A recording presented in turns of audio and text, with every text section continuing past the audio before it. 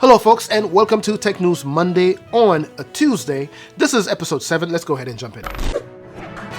Now, some of you may not know this already, but I have been under the weather, which is why there was no Tech News Monday either yesterday or last week. But today we are playing catch up. We have a lot to cover. Of course, starting off with some Samsung news here. It was revealed last week that the upcoming Samsung Galaxy Tab S9 series will again feature an Ultra model of this series, meaning that for the many of you who thought that the Ultra trim was actually a one and done type of thing, it just looks like Samsung is set on proving you guys wrong by delivering another iteration of this model here. But with all of that being said, we can only assume that the current Ultra model of the Tab S8 series is definitely seeing some success, or at least enough success for Samsung to keep this particular model around. Now, still sticking with the Samsung Galaxy Tab S9 here, we do have some news on the connectivity of the Samsung Galaxy Tab S9 along with the model numbers with this upcoming flagship series. Many of you asked in the comment section of previous videos that I made on the Samsung Galaxy Tab S8, specifically the S8 Ultra, why do we not have a 5G model of this tablet here? But guess what though?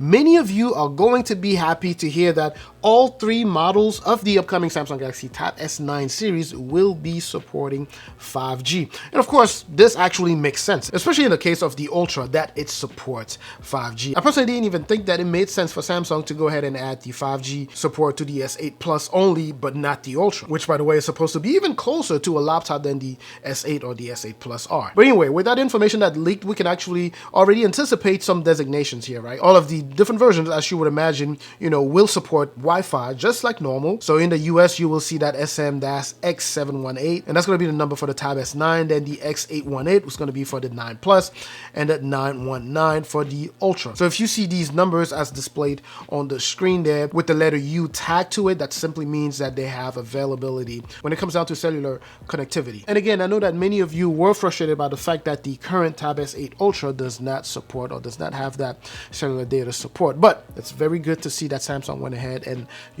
rectify that to make sure that the upcoming series does support that cellular connectivity. Now, the next piece of news here, still with the Samsung Galaxy Tab S9 here, is when it's going to drop. We all anticipated that it was going to be the summer. It still is set for this summer. Can you come downstairs? Sure. What's going on downstairs? I'm Buster, and she's telling me what to do. There are some reportings that it's supposed to actually drop before the Z Fold 5 and the Flip 5, right? Again, none of this is confirmed by Samsung, but these leaks are pointing to the fact that they will drop before the Unpacked event that will be showcasing the Z Flip 5 and the Z Fold 5. And the last thing that I want to go ahead and cover still with the Samsung Galaxy Tab S9 series here is the fact that it will be IP rated, right? It's going to be IP67 rated, so some resistance to dust and of course water. Not meaning that you could literally plunge it in the water and just let it sit there for days, but it would have some level of resistance to that, and we're all looking forward to this. Was just in case you missed it last time. But anyways, the next piece of news here is going to be on the next iteration of the Samsung Galaxy watches, which is indeed going to be the Galaxy Watch 6 series. Well, great news for a lot of people like myself who have been missing having that rotating bezel, that you find on the previous models, right? So it seems like Samsung is bringing that back. The Samsung Galaxy Watch 6 series will include a model that comes with a rotating bezel, a physical rotating bezel. Now, if you've been watching the channel for a while, then you probably know that that was one of the things that I thought was a major faux pas by Samsung. But it's good to see that they brought it back. Obviously they got rid of it when they brought the Pro model here, which again, according to these leaks, may not be, the one coming with the physical rotating bezel may not be something that competes against or that replaces the Pro, the Watch 5 Pro here. It may just be something of its own, maybe the successor to the Classic, because that still has the rotating bezel. But anyway, so the next piece of news here, and still sticking with Samsung by the way, is going to be on smartphones, specifically the Galaxy A series coming up, right? So Samsung is set to push out the Galaxy A34 and the A54 in some of their markets this week, on the 15th to be exact. And I already did cover a little bit about the upgrades coming up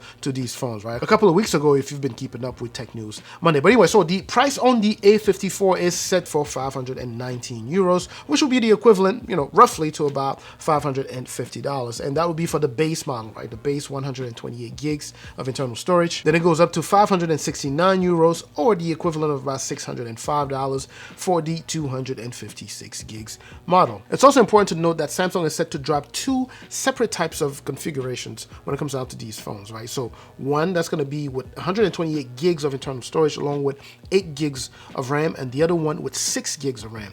And then you could go up to 256 gigs with 6 gigs of RAM, or 256 gigs with 8 gigs of RAM. Now on the A34, it looks like the only thing that leaked so far is 420 euros for the 128 gigs of internal storage. By the way, a lot of this specs and promo stuff leaked on the actual Samsung website, the French one.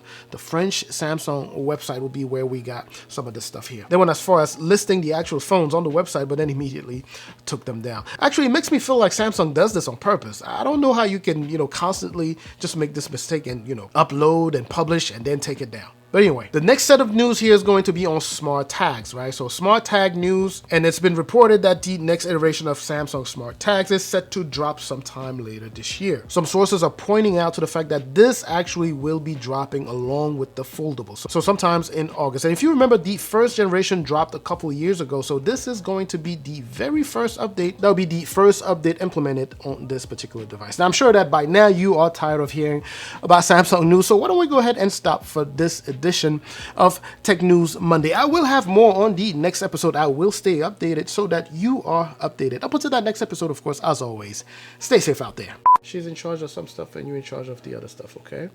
Okay. Go ahead. Pull it. Thank you, buddy. All right. So, Samsung. Where was I?